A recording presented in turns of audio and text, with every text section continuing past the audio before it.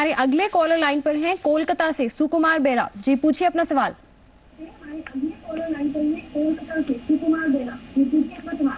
Hello. जी सुकुमार। हाँ हाँ जी, सुकुमार आप बोल पूछिए रहा अपना हूँ। सवाल। आपका क्या सवाल है? हाँ मेरा सवाल ये है कि मेरा उम्र। हेलो। हाँ जी हाँ जी, हाँ हम सुन सकते हैं। आपसे थोड़ा रिक्वेस्ट करेंगे, अपना टीवी का वॉल्यूम थोड़ा कम कर दीजिए। ठीक है। हाँ हाँ जी मैं पूछिए अपना अपना सवाल। हाँ मैं अपना एक घर बनाना चाहता हूँ। उसके लिए मुझे 20 से 25 लाख रुपए की जरूरत है और वो मैं 5 से 7 साल के अंदर उसको मैं लाना चाहता हूँ। इस सो कृपया आप बोल सकते हैं मैं कैसे ये सेविंग कर सकता हूँ।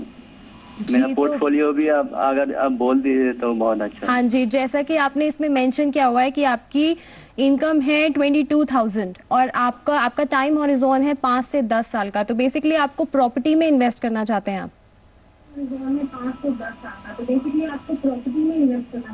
नहीं मैं प्रॉपर्टी में इन्वेस्ट नहीं करना चाहता हूँ। मैं एक घर खरीदना चाहता हूँ प्रॉपर्टी को खरीद कर। तो उसके लिए मैं 20 से 25 लाख रुपए की जरूरत है। अच्छा, तो आपको जानना है कि आप कैसे इन्वेस्ट कर सकते हैं, आप फाइनेंशियल प्लानिंग कैसे कर सकते हैं? हाँ हाँ मेरा फाइनेंशियल प्लानिंग आप बताइए। जी तो चलिए हम पूछते हैं अपने एक्सपर्ट से। जी हर्ष जी, आप कैसे इनका पोर्टफोलियो पे राय देना चाहेंगे? इनकी इनकम है 22,000 और इनका टाइम हॉरिजॉन है 5 से 10 साल का। इनको घर खरीदना है, तो उस पर आप इनको कैसे एडवाइस करना चाहेंगे? तो सबसे पहले तो सुकुमार जी आपको बहुत बहुत बधाई कि आप इतना आगे तक सोच रहे हैं।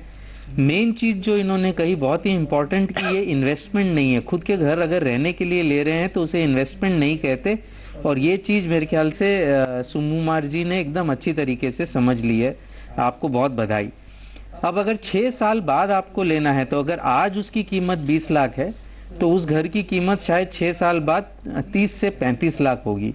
और उसका डाउन पेमेंट जुटाने के लिए आपको मेरे ख्याल से हर माह एक सिस्टमेटिकली आप अगर पैसा इन्वेस्ट करेंगे तो आपके लिए अच्छा होगा।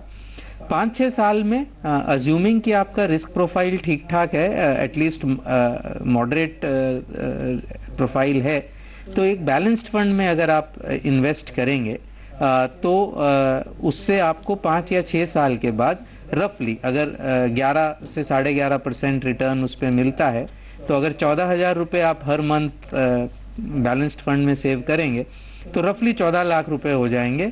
बाकी पे आप लोन ले लीजिए, 20-1 लाख रुपए का लोन ले लीजिए, उस पर करीबन 20-21 हज़ार रुपये की आपकी उस समय EMI बन जाएगी।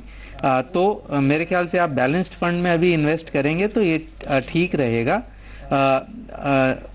जो रिकमेंडेड बैलेंस्ड फंड्स हैं ICICI प्रू बैलेंस्ड फंड है, या फिर आप HDFC बैलेंस्ड फंड में भी इन्वेस्ट कर सकते हैं। जी हर्ष जी, जैसे कि इनकी कम उम्र है अभी तो ये रिस्क इन्वेस्टमेंट ज़्यादा कर सकते हैं, तो इनके लिए अभी इन्वेस्टमेंट करना है, या जैसे आपने बताया कि इन्फ्लेशन रेट है और आगे आने वाले टाइम में इनको प्रॉपर्टी की रेट और ज़्यादा हो जाएंगे, तो अभी इनको होम लोन लेना ज़्यादा आप एडवाइजेबल रहेगा या ये बात के लिए थोड़ा वेट करें? तो मेरे ख्याल से ये तो जब घर खरीदेंगे तभी लेंगे, तो ये उस समय का लेने का डिसीजन है। पैसे भी होने चाहिए। तो अगर इनकी जो इनकम है और उसमें जो गैप है और ये जैसा रहने के लिए ले रहे हैं तो उसको इन्वेस्टमेंट नहीं कहा जा सकता।